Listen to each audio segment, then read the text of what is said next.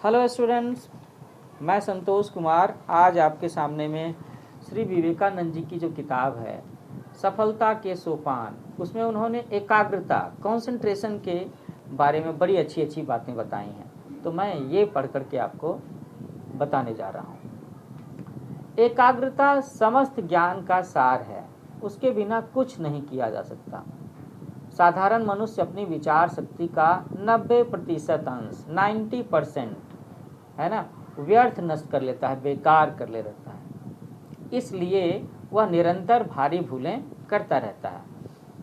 भूल होने का मतलब ही है कि आपका फोकस वहाँ पे नहीं है, आपका कंसंट्रेशन वहाँ पे नहीं है, आपका शरीर कहीं और है और मन कहीं और है। तो एकाग्रता का मतलब है मन, शरीर, विचार, है ना, आपकी सारी ज्ञानेंद्रियाँ, सारी इंद्रियाँ एक ही कर्म को, एक ही काम के प्रति फोकस हों जो आप करना चाहते हो। प्रशिक्षित मनुष्य अथवा मन कभी कोई भूल नहीं करता।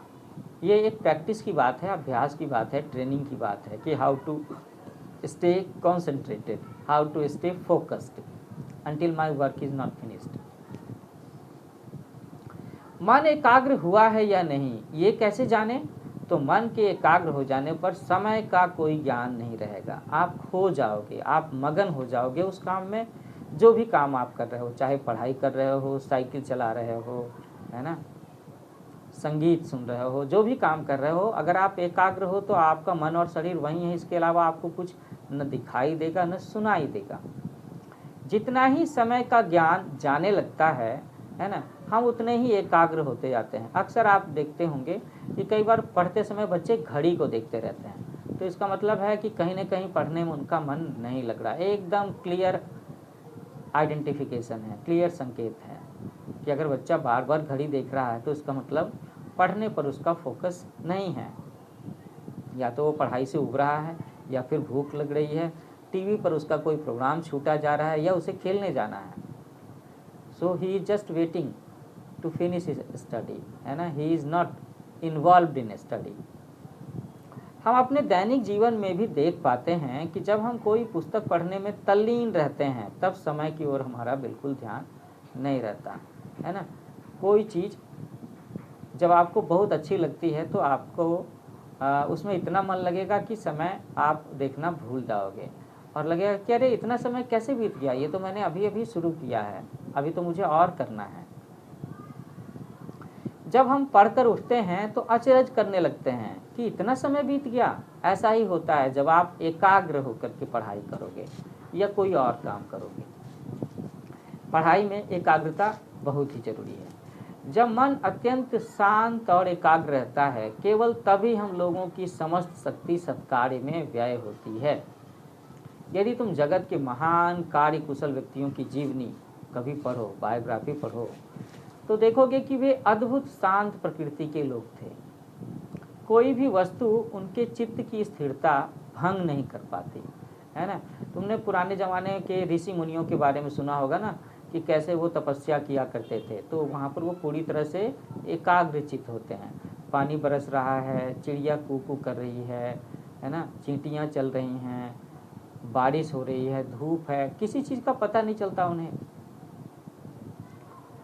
तो कोई भी वस्तु उनके चित्त की स्थिरता भंग नहीं कर पाती थी। इसीलिए जो व्यक्ति शीघ्र ही क्रोध, घृणा या किसी अन्य आवेग से अभिभूत हो जाता है, वह कोई काम नहीं कर पाता। काम तो कर पाएगा, बड़ा काम नहीं कर पाएगा। अपने को चूर चूर कर डालता है और कुछ भी व्यावहारिक नहीं कर पाता। केवल शांत, क्षमाशील, स्थिरचित्त व्यक्ति ही सबसे अधिक काम कर सकता है। तो ये भी एक बात सीखने की है कि अगर आप किसी व्यक्ति के बारे में कहते हैं कि अरे वो तो बड़ा टैलेंटेड है, वो बड़े बड़े काम बड़े आसानी से निपटा लेता है, जो काम करने में हमारा पसीना छूट जाता, तो इसके पीछे कहीं ना कहीं ऐसी बात होगी कि उसके अंदर में काम करते समय अपने को कंसंट्रेट करने की, फोकस रखने की स्पेशल एबिलिटी है ना। और बड़े बड़े काम शांत आदमी, क्षमाशील व्यक्ति ही कर सकता है। मुक्त, हम एक क्षण तो स्वयं अपने मन पर शासन नहीं कर सकते, यही नहीं किसी विषय पर उसे स्थिर नहीं कर सकते और अन्य सब से हटा करके किसी एक बिंदु पर उसे केंद्रित नहीं कर सकते, फिर भी हम अपने को मुक्त कहते हैं। जरा इस बात पर गौर तो करो कि ये बात कैसे हो सकती है। एकाग्रता का अर्थ ही है शक्ति संचय की क्षमता को बढ़ाकर समय को घटा लेना। मैं इस बात को दोहरा रहा हूँ कि एकाग्रता का अर्थ क्या है? शक्ति संचय की क्षमता को बढ़ाकर समय को घटा लेना।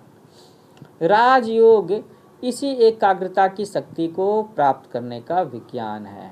तो कहीं ना कहीं आज आप ये भी सीख रहे हैं कि आखिर राजयोग कहते किसे हैं, है ना? राजयोग क्या होता है?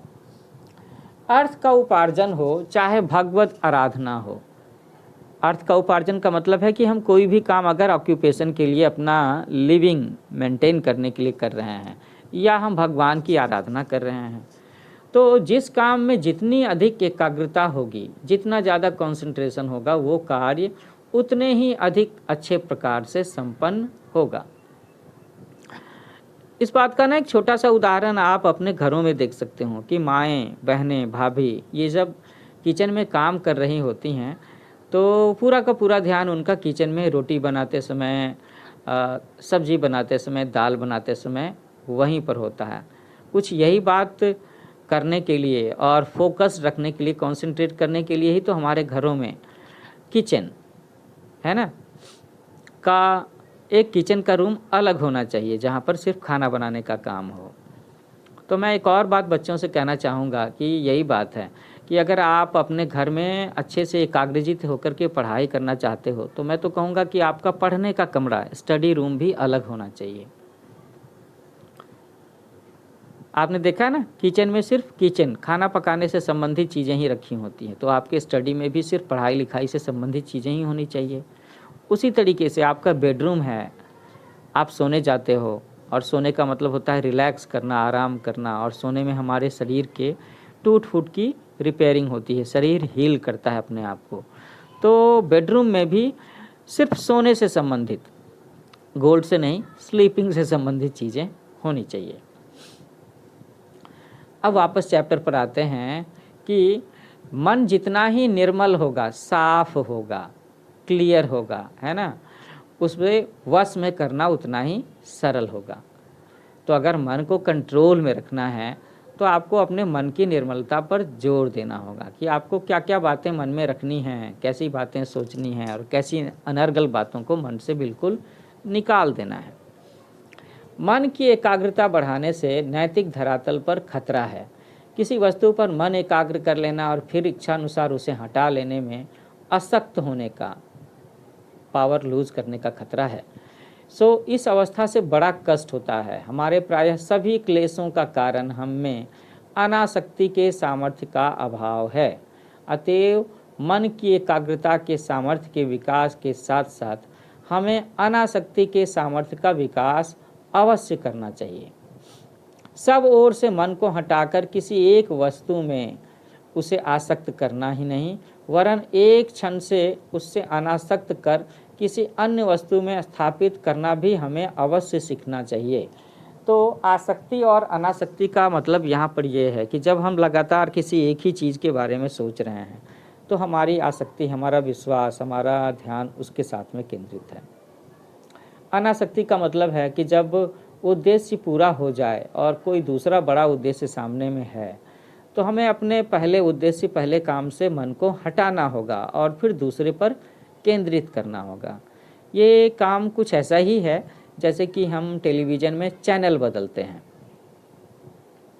तो टेलीविज़न का प्रोग्राम एक बार में एक ही चैनल तो दिखा सकता है ना, यही बात है। तो इसे निरापद बनाने के लिए इन दोनों का अभ्यास एक साथ बढ़ाना चाहिए। कौन सा अभ्यास? आसक्ति का और अनासक्ति का। बच्चों के मन में एकाग्रता और अनासक्ति का सामर्थ्य एक साथ विकास होना चाहिए, एक साथ डेवलप होना चाहिए। नियमित श्वास प्रश्वास से शरीर की दशा समन्वित होती है और तब मन तक पहुंचने में आसानी होती है। उस दिशा में साधारण श्वास क्रिया पर्याप्त है। शरीर स्थूल अंश है और मन सूक्ष्म अंश है। दोनों ही एक दूसरे पर क्रिया प्रतिक्रिया होती रहती है। नियमित व्यवस्थित श्वास प्रश्वास द्वारा पहले स्थूल शरीर को और तब सूक्ष्म शरीर को शासित करने से वश में होता है। पहले हमें अपने शरीर के बाहरी हिस्से को, है ना, उसे कंट्रोल करना होगा और फिर अपने मन को, हृदय को कंट्रोल करना होगा। जो एकाग्रता में अपेक्षाकृत अधिक समर्थ होता है वह दूसरे से अधिक ज्ञान अर्जित कर लेता है। सपोज करो कि दो बच्चे हैं जो किसी कंपटीशन की तैयारी कर रहे हैं। पिछले एग्ज़ाम में दोनों के रिपोर्ट कार्ड में एक बराबर नंबर आए हैं और आगे के 6 महीने वो 8-8 घंटे पर डे पढ़ाई करते हैं।